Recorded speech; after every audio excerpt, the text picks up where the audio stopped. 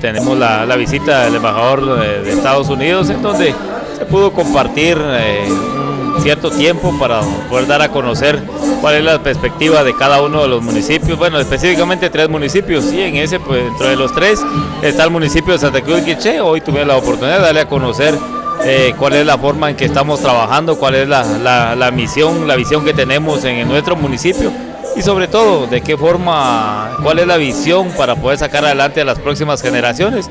Y nos enfrascamos o nos concretamos prácticamente en el tema de educación.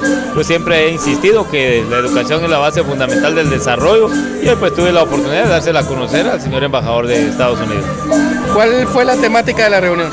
Mire, hay 2 puntos principales. Uno, cómo detener la inmigración de niños y adolescentes hacia Estados Unidos, y qué se está haciendo para poder, o sea, cuál es la razón y qué se está haciendo para poder evitar o detener la migración.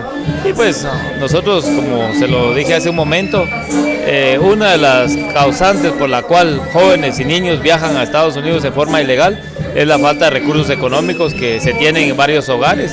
¿Y de qué forma podemos evitar? Es poder hacer que los niños y jóvenes asistan a un establecimiento educativo, que ellos se preparen académicamente, ya que de esta manera ellos van a tener una oportunidad más clara de poder tener acceso a un oficio, a un trabajo, si ellos se preparan. Si hoy el niño y el joven se prepara académicamente, le abre un sinnúmero de oportunidades para poder salir adelante en el futuro.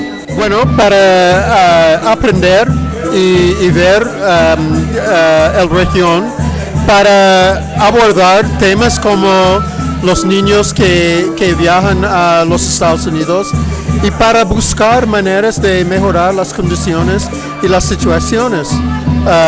Hemos escuchado ideas muy interesantes. Yo creo que las autoridades necesitan hablar y reunir más para buscar maneras de mejorar la situación, y si nosotros podemos hacerlo, quisiéramos participar también. Como resultado de esta reunión, ¿qué impresiones se lleva usted?